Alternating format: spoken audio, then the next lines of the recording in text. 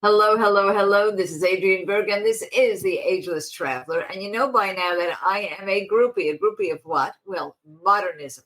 I love design, and some of my favorite, most wonderful tours have been touring architectural homes, buildings. I love going in Chicago, where we had a wonderful architectural tour. And one thing you may not think of when I say modernism is the great state of Michigan.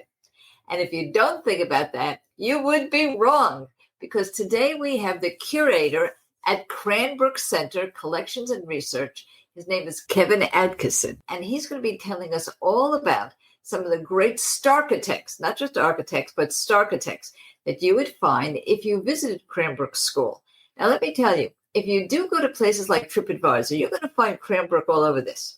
It is one of the hotbeds of early modernism. Not just architecture, but also weaving, also furniture design. And if you've ever sat in a tulip chair, you'll see the connection between that and Cranbrook. So, Kevin, thank you for being with us today.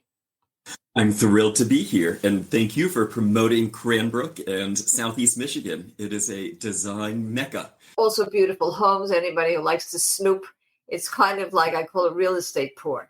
If you just go all around Bloomfield Hills, you're going to see every kind of home. But let's stay with Cranbrook for a moment, because it's an intriguing place. Let me tell you how I found out about it. In Palm Springs, where I live, we have Modernism Week, and people come from all over the world to see what we have. And one of the lectures covered Cranbrook. And I said, OMG, this is something I have to see. Now, first, let's get this straight. There are tours of Cranbrook. This is not just about a school or a place you cannot visit. Tell us about the opportunities for people who are touring to go visit Cranbrook and all the homes that they can see there, as well as the gardens and so on. Absolutely. I think that people know Cranbrook for a lot of different reasons. We are an art school, an art museum where people like Saarinen, Florence Knoll, Charles and Ray Eames, Ralph Rapson, Harry Weiss got their start. And so all of the different program areas at Cranbrook Educational Community, and there are 6, are focused on one thing, which is opening the eyes of all who visit this campus. Now, for pre-K through 12th grade, as well as our graduate students of art, you do have to be the right age and then enroll in the school. But as a general public member, you can come and explore the entirety of our grounds. And you can also visit our 2 museums, a contemporary art museum and an Institute of Science. Great if you're bringing your grandkids or younger travelers. The Science Museum is very hands-on. The Art Museum has shows about contemporary art, design, and Detroit artists. And then there are 3 historic houses that you can tour, which we'll talk more about. Arts and Crafts Manor Home of our founder from 1908, an Art Deco house from our founding architect from 1930, and a Frank Lloyd Wright house built by 2 Detroit school teachers from 1950. I'm the curator of historic campus collections, and so I run our historic house museums, as well as all the historic interiors on campus.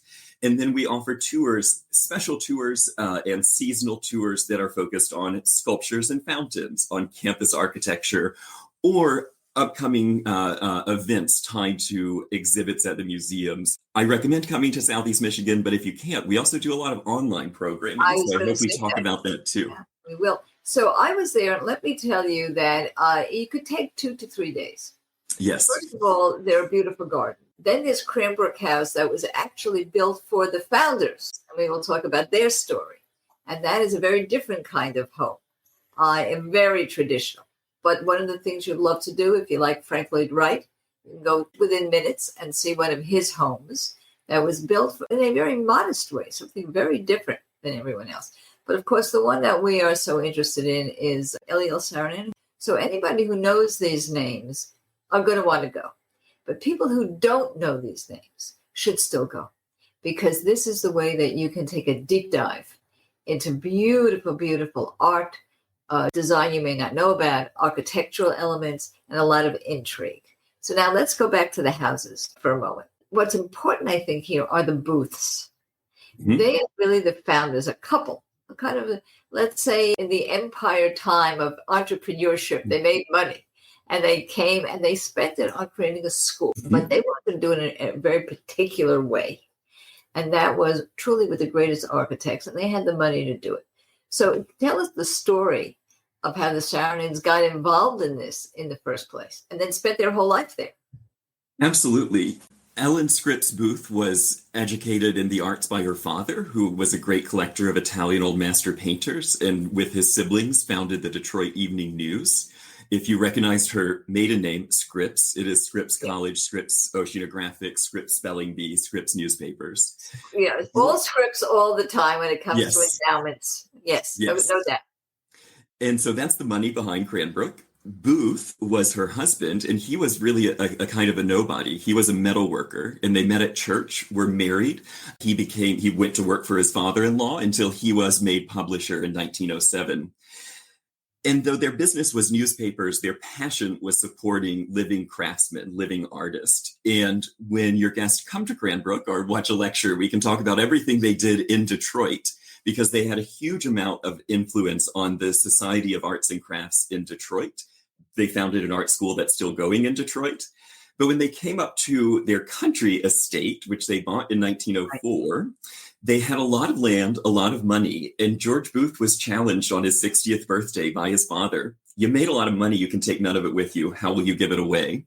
And in just 6 years, from the age of 60 to 66, 1923 forward, George and Ellen Booth would open a elementary school, school for boys and a school for girls, an Episcopal church.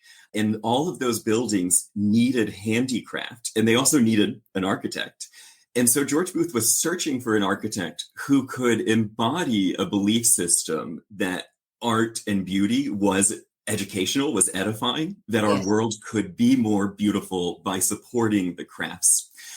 And so he finds a very sympathetic architect who is incidentally looking for a job and a patron.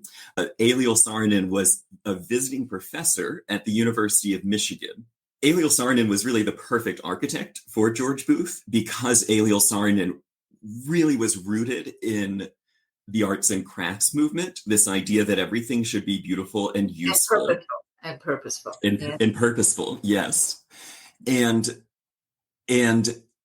the arts and crafts movement to that point had really been an English movement, and it looked historic. So it looked, Tudor Beathen is a great moniker for the American sort of arts and crafts aesthetic. Eliel Saarinen was someone who believed in the principles of the arts and crafts.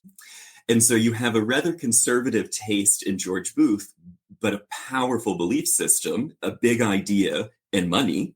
And then you have this new way of modern thinking in Professor Eliel Saarinen. There is a parallel here in my life and in the life of Frank Sinatra. Let me tell you what I have in common with Frank Sinatra and the Booths. When I came to Palm Springs, I hated every house.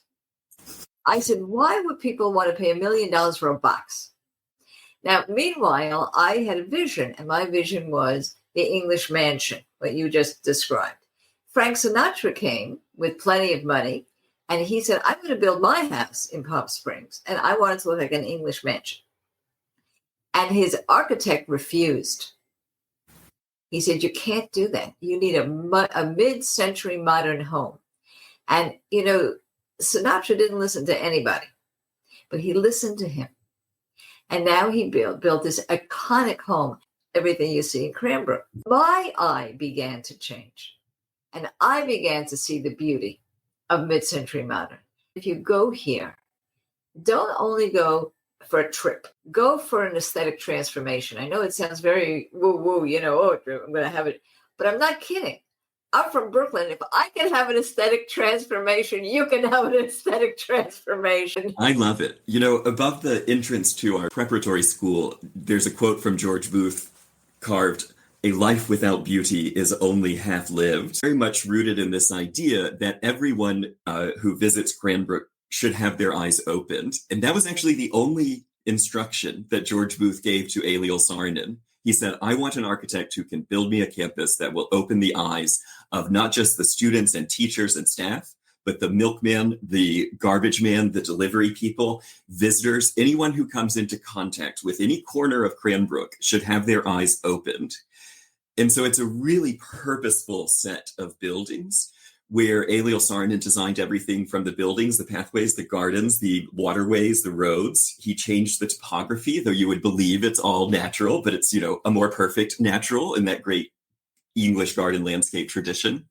And then Eliel Saarinen also designed everything down, from the room to the wall panels, to the curtains, to the table, the chairs, the teacups. Even the logo for the institutions were designed by Saarinen and then put on the plates.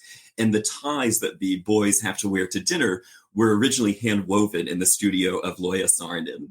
So it's really a place where art is everywhere. I want to go back to your Sinatra story, though, which is wonderful. I don't think George Booth knew that he was being converted into this new modern. But what Eliel Saarinen was able to do is build within the exact principles of the arts and crafts movement and push it into a new style. Yeah. And so he is able to bring George Booth along, not as Sinatra's architect did, by saying, I'm going to educate you and then build a better building, but instead by saying, Mr. Booth, how is this? Eliel Saarinen remembers that George Booth never rejected a single design. He would only come to the studio every Tuesday. They would review the plans. And if he thought something was curious, he would ask, Professor Saarinen, is that the best solution? He just had infinite faith in his architect. Now we're going to take a little bit of a break, and we're going to tell you how you can really connect with us and make this your show. Tell us what you would like to see. And when we come back, we're going to be speaking with Kevin about the gardens. Now, this is a whole other story. And for those of you who love English gardens or gardens in Italy, you're going to get it all. Where? In Bloomfield Hills, Michigan. Don't you go anywhere. For many years, I had a radio call-in show, almost about 20 years. I'm very used to hearing your questions and answering them. And if I can't do that, I have a battalion of experts who can. Do you have questions about travel, about volunteering, perhaps just about volunteering, or even your next step in life after retirement? Well, if you have those questions, please ask Adrian. Very simple to do it. Go to fanlist.com/agelesstraveler. That's fanlist.com/agelesstraveler. You'll see it in the show notes. And ask me by text, by voicemail. It's free. We will get back to you. And if we get enough questions, we'll start to live stream, and you'll be able to ask me on the air. fanlist.com/agelesstraveler. And now we're back, and we're here with Kevin Adkisson, and he is the curator for Cranbrook Center for Collection and Research. There's separate tours of the gardens. Tell us about the backstory of the gardens and the sculpture. Yes, I think when people go on tours of Gilded Age mansions in Newport or Roaring Twenties mansions that are built overnight for people who have connections in New York or in Paris, London, George Booth was not like that. George Booth did not want to copy anything. He did not want to hire out. He worked with the Olmsted brothers only once for the gardens of Christchurch, Cranbrook. He didn't like that the Olmsted brothers didn't think he was the most important client they'd ever had. And he didn't like that they wanted to design everything in Boston and mail it here. And so George Booth really develops his gardens around 40 acres around his house, deeply personally, working with his father and his sons, but also working with advisors like O.C. Simmons, who was an associate of Jens Jensen in Chicago, and a few other sort of people who would come in and say, I would do this, you could do this. But it's really George Booth reading Edith Wharton. It's George Booth reading Charles Platt. It's George Booth cutting out National Geographic photographs, country life, pasting them into a book we have in archives called George Booth's Inspiration Book. And you can see this is a man who dropped out of school in 7th grade in Toronto after an anvil fell and made him deaf in one ear. And he thought, I guess I'm done learning. And he is teaching himself about what he likes and then going into the landscape. And over about 25 years, shaping, let's put a wall here, let's put a fountain here, going to the Curator Foundry in Naples, 600 Italian art reproducers. The Ringling Museum in Sarasota is the most famous example of Curator copies or seconds. But George Booth at Cranbrook is before the art school, before the Saarinens, turning his gardens into a pretty eclectic tableau of Italian garden inspiration. Japanese too. And Japanese. yes, he visited the 1915 World's Fair in San Francisco. He went down to the Counter World's Fair in San Diego. He saw the Japanese gardens in both of those cities, Right. and he ordered from the Yokohama Nursery Pavilion in San Francisco a Japanese lantern, 3 specimen plants, and 3 bronze storks, all of which are installed by December 1915, making us in the top 10 oldest private Japanese-style gardens in America. And all of those elements are still there, and we're working on a multi-year rejuvenation of that low-lying Japanese garden. I cannot leave this show without covering the 4 women who meant so much to everything we're talking about. But before I take my break, I want to tell you how difficult their positions were. Let me explain this. At Palm Springs Art Museum, we had a chair exhibit. Everybody was crazy about it. It was modernism chairs. They wrote a book about it, Kevin. But what was going on? Many of those, other than Eames and the names you know, and Saarinen also, were women. And I wondered, gee, this is nice. So many women making mid-century modern design. And then the curator said, wait a minute. They were all architects that were not allowed to practice architecture. So what did they do for their creativity and make a name for themselves? They went into design and interior design. In the case of the Cranbrook Four, we'll call them, things were quite different and yet similar. So let's discuss that in a minute. Don't you guys go anywhere. All you feminists, you just stay there. If you've been thinking about a cruise, I've definitely got you covered with Cruises It. Now, we have just become affiliated with them. And who are they? Well, Cruises It is the top agency for all the main cruise lines and some of the less known cruise lines as well. Cruises It has access to booking space that's been open years in advance, so you can get the best cabins. That's just number one. But they also make the prices lower. The cruise lines give Cruises It their own exclusive agency discounts. And if you're not from the cruise line, they have their own agency discounts that would apply as well. So you get both any discounts you would normally get on the cruise line, plus additional discounts that are given exclusively to Cruises It because they bring in so much business. On top of all those discount perks, when you book with them, you get the best rate guaranteed.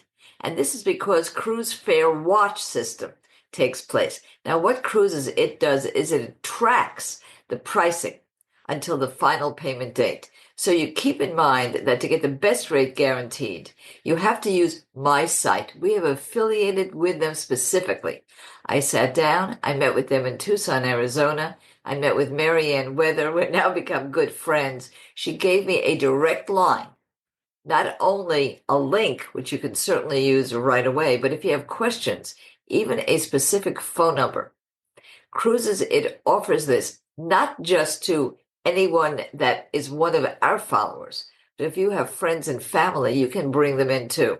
So just take a look at the show notes and you will see our dedicated phone line and our dedicated link. Happy sailing. And now we're back. And we're speaking with Kevin Adkisson. And he is the curator, as you already know by now, of Cranbrook Center, Collections and Research, and a fascinating guy in his own right. And one of the things he gets to do is really look at design history. So there are 4 women that are associated with Cranbrook. And let's go one at a time, because each of them has their own backstory and wonderful story. Well, let's start with Mrs. Booth, who brought in not only the money, but a lot of the thinking into this at a time when that wasn't so acceptable. Tell us about her. Yes, Ellen Scripps Booth was the power behind the purse at Cranbrook, but she was also living in a moment when her own mother did not have any public presence, yet her father was the critical newspaper man and arts leader in Detroit. And she really did not see it as her space to be in the board meeting where her fortune was being debated. So even in meeting minutes, it says, with Mrs. Booth's permission, we will be beginning construction. She also, and this is a sort of a personal a fact that has made my researching very difficult, she kept very basic diaries. So her diaries say things like World War I began, or the Great War began today, war ended. That's World War I in all of 2 pages of her diary. So it's Right. hard to get into her thinking. But what we do know is from her grandchildren and others around her of how dedicated she was to the project, how concerned she was over the food being served in the dining halls. She even bought an orange grove in Florida so that the girls would have orange juice between their last periods of the day. And she also believed in the architects in a way that George Booth kind of never did. He was always critiquing and involved. And she just told Saarinen, make the girls' school the most beautiful school that money can buy. The boys' school looks like Hogwarts or something like Yes. that, but the girls' school doesn't. It's more innovative. It's the flowering from an arts and crafts rooted in history to early modernism, the influence of abstraction and Frank Lloyd Wright transitioning from the past to this unknown future. So that was her. And of course, without her, both her money and her influence, that wouldn't have happened. And maybe there wouldn't even have been a girls' school. We don't know. Because the Great Depression came and George Booth said no girls. And she But said, absolutely girls' school. Absolutely. And it's very famous. And there's lots of sports. There's everything you would want in a girls' school. Now, we have another person, though. Yes, Saarinen's daughter. So let's talk about the daughter before we talk about the Saarinens. Sure. So Eliel and Loya Saarinen had 2 kids. Their son, Eero Saarinen, is a world-famous architect. He would become even more famous than his father as an architect. But his older sister, Pipsan, who went by Pixie, she was an interior architect. She called herself a colorist because the family didn't use the term interior design. There was only architecture at different scales. And she was actually a full partner in her father and brother's firm. So it was father, son, son-in-law, and daughter working together alongside each other on the architecture projects. And Pipsan was teaching design. She was teaching fashion. She was also leading a lot of the decoration in the buildings. And she was doing it all within this kind of belief system that architecture of all scales means that every design contribution matters towards the capital A architecture. So now the third woman would be her mother. Now, she did have a mother that was influential. When you go to the Saarinen home, you're going to see beautiful furniture, beautiful architecture, but probably what you're really going to be concentrating on, at least I was, were the rugs and the textiles. They are meaningful. And in fact, they are works of art. And without them, frankly, as wonderful as the walls are and the scale of the rooms are, wouldn't be the same. So Absolutely. Tell us about that. Loya Saarinen is my favorite person in the Cranbrook story. She was a sculptor by training. She trained in Paris. In Finland, she was a furniture designer, sculptor, and gardener. And at Cranbrook, she is forced to become a weaver because George Booth's preconceived gender notions. And then she takes this craft that she does not actually know, and she does not sit at a loom. She hires the best Swedish weavers that she can have immigrate over until she has more than a dozen women making curtains, rugs, upholstery fabric, pillows, dressmaking fabric, and all of it contributing to the architectural whole. If you think about it, a brick and a loom actually are kind of the same limits. You have a grid system of horizontals and verticals with bricks, right, and you have a grid system of horizontals and the warp and the weft of the loom. And so at Cranbrook, you have lace curtains, or you have lacy sort of gossamer curtains, leaded glass windows, and on the outside, Loya Saarinen would plant her vines, which she called her outdoor draperies. So you have this interaction of natural world, the art, the glass and lead, and the curtain creating the architectural experience of the window being this total designed object. She was really the right-hand woman to Eliel Saarinen, to the extent that she was building all the architecture models, organizing the architectural photography, ordering anything that wasn't handmade or designed, and fully paid staff member of the Cranbrook Architectural Office. I did work about 5 years on researching her, and it ended with a documentary that's on YouTube. Oh, we will have that on our show notes. Yes. And yet we will have all of the information, by the way, on the tours that you can take, some backstory, everything on our show notes and in our newsletter. So I'm going to give you a little hint. Don't forget to subscribe to our newsletter. How do you do that? You just go to agelesstraveler.com. There'll be a pop-up right there. It's always free. And the newsletter comes to you every single week. It's called Travel Tuesday. Now, my favorite. So she was your favorite. I'm going to get to my favorite, Florence Knoll, Knoll. So Florence Knoll was Florence Schust as a child, and she was orphaned, as you mentioned, by the age of 10. And her aunt took her around to different preparatory boarding schools. And they toured Kingswood under construction. And Florence said, I'll wait a little longer to be able to go here. And when she gets here, she tells her art teacher, I want to be an architect. And her art teacher could have said, you're at a finishing school for young women. Let's get you in the domestic science classroom and know how to balance a checkbook. But instead, that wasn't the type of school Kingswood was. And her art teacher was actually the first woman graduate of Cornell's architecture program, Rachel DeWolf Rossman. And I kind of imagine the conversation being, I studied architecture and I'm a high school teacher because I couldn't make it as an architect. I got the degree. I'm not an architect. You are going to do it, young woman. And so they made a portfolio in the high school art classroom, marched it across campus to the Academy of Art, where they presented both Florence and her portfolio to Professor Saarinen. And the Saarinens took a total shine to this young woman. She was so talented. She was mentored by the whole family.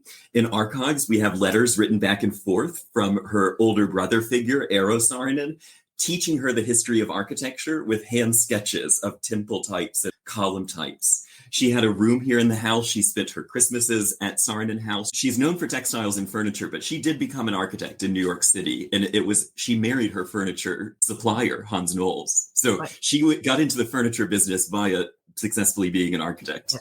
And what I can say to you also is that it's all connected. If the name Frank Lloyd Wright means anything to you, wait till you hear this one. We'll be right back.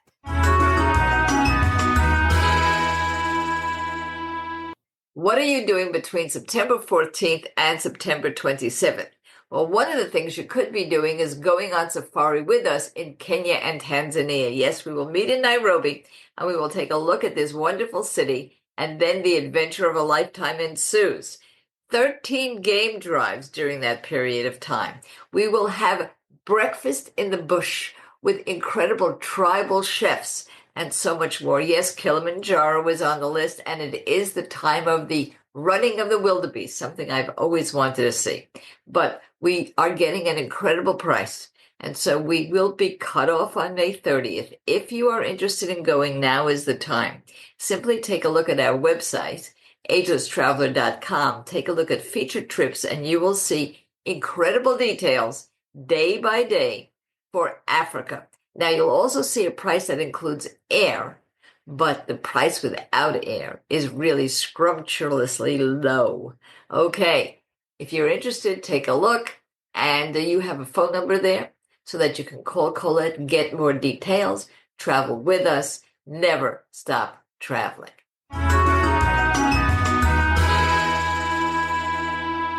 And now we're back, and sadly, we are finishing this wonderful journey through the aesthetics, something very special, all in one place. One of the homes involved there that you can see is a very interesting Frank Lloyd Wright home. But there was a dicey relationship between Frank Lloyd Wright and Eliel Saarinen. Frank Lloyd Wright had been a familiar figure at Cranbrook for years. Taliesin, his architecture school, was inspired by Cranbrook. He even tried to abduct one of our weavers to go and start a weaving program at Taliesin. She hopped in her Ford at midnight and put the pedal to the metal back to Cranbrook. Frank Lloyd Wright was very jealous. He called Cranbrook the greatest testament to a lack of faith in American design ever seen, because it was all European architects building for a Canadian patron. Right. And he would do things like show up to Saarinen's house late for dinner with his cape and his hat, and he would look across Saarinen's faculty and friends and say, I was walking your campus reminding myself what a great architect I am. Yeah. And Eliel Saarinen shoots back and says, Sir, you are often frank, but rarely right. One of the most infamous stories is Frank Lloyd Wright showing up quite drunk at 3 a.m. at a neighboring house, the Gregor Affleck House, which is also open for tours through Lawrence Technological University. And the Afflecks were quite well regarded chemist, inventor of fast-drying paint for the auto industry. Dramatic house, drunk Frank Lloyd Wright knocks on the door. Excuse me, what's happened? I've been staying at the Saarinen's house and I cannot handle it a moment longer. I mean, just great. And then They were friends through all of this, and they traveled to Mexico, they traveled to Europe, and probably most famously, 1933, Rio de Janeiro, Carnival, Eliel and Loya Saarinen sipping tea on the terrace of the hotel, watching Frank Lloyd Wright be chased away by the police as he had instigated a riot over modernism at the Beaux-Arts Academy Architecture School. This show is dedicated to you so that you can make lifelong travel easy. And we have so many ways for you to do that. Please subscribe to our newsletter. It comes to you free every single Tuesday. It's called Travel Tuesday. It has hints, tips, discounts, and everything you need to never stop traveling. Join our Facebook salon. We are several hundred strong, and we get more and more discounts, more and more benefits if you join. Everything we do is free. And of course, please do look at our travel discounts when you book. Book through our platform. When you do that, you support Ageless Traveler all over the world, and you really make us a force in making travel age-friendly. So take a look at agelesstraveler.com. Take a look at our travel discounts. Use the booking sites that you always use, but do it through our platform. And you really can support worldwide travel.